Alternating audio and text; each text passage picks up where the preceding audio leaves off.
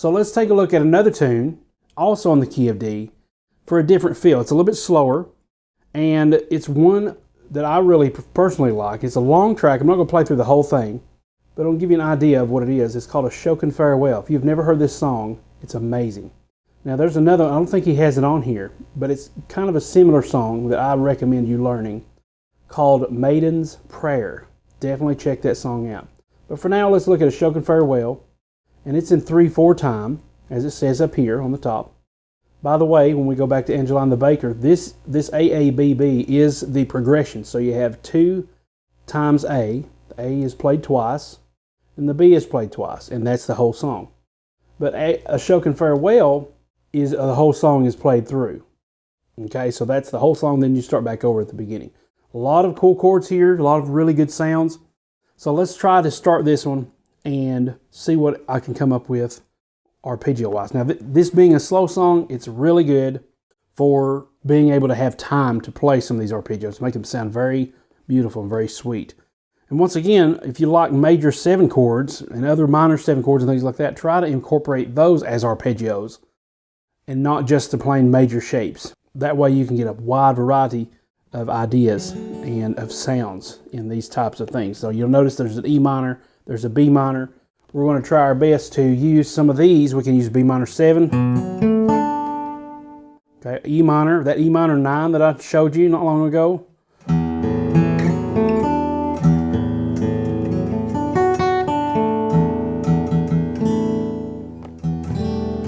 So there's all kinds of different chords that we can use, substitutions, especially where the minors are concerned. Okay, so you have D7. Now you can use a D7 chord.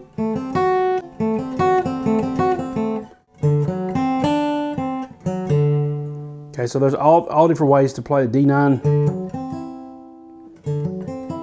Okay, so now obviously I'm not going to use an arpeggio on every single chord example, but just where I feel like it could be used and inserted there. All right, so let's play Ashokan Farewell here and see what we can come up with there. Now, here's the speed if you want to slow it or speed it up or slow it down, or you can put it back to normal. Very good practice tool here.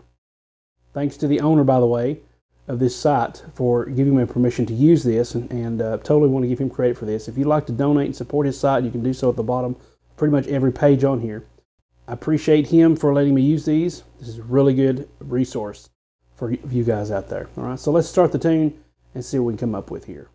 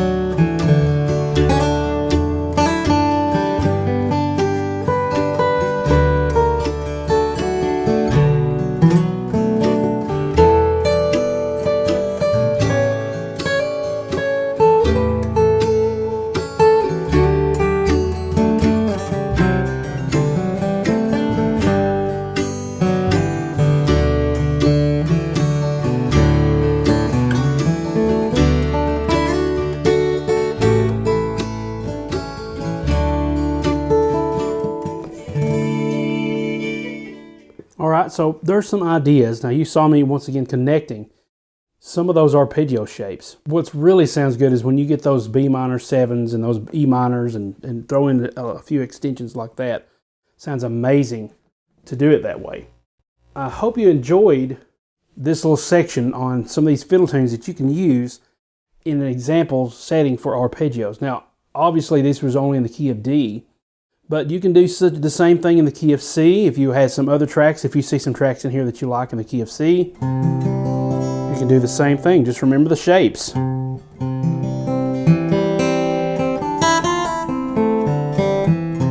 kind of hard to do this shape in the key of C because that eliminates your first finger, which you're already used to playing by now. So that one's kind of eliminated unless you're way up here. So that kind of forces you to rely on some of these other shapes that you may not be as well developed on.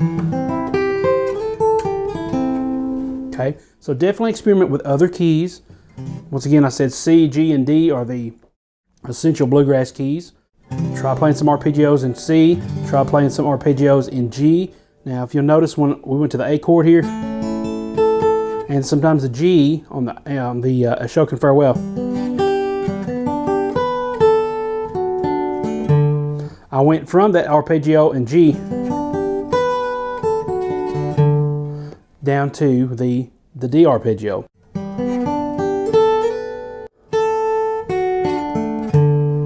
Now, incidentally also, just something I just now discovered, and this is the amazing thing about practice, is that you'll discover things, more and more things as you go. When I came back down to that A shape, I accidentally missed that bar and hit an open D. So I can actually stop there instead of using this D. I can use that,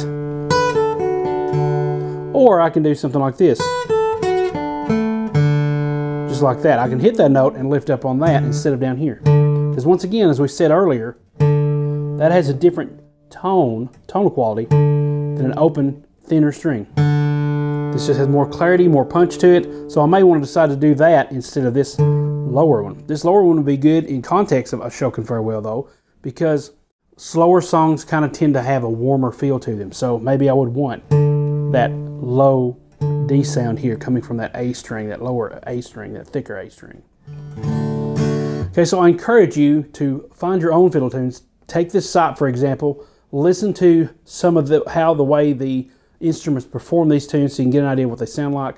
Go find some other ones on YouTube in comparison, such as this, because I've noticed some of the instruments are playing like really fancified versions of these songs. So sometimes you're not going to get the underlying melody because they're kind of going all over the place and improvising. And you want an underlying melody. So find something like, look up Ashokan Farewell on YouTube, different versions of it, so you can see what that underlying melody is. Then come back once you know it and play along with these tracks. And make sure to leave those gaps in there so you can start playing around with some chords and different things like that, okay? So join me in the conclusion where we wrap this up and I'll give you some more insights and tips.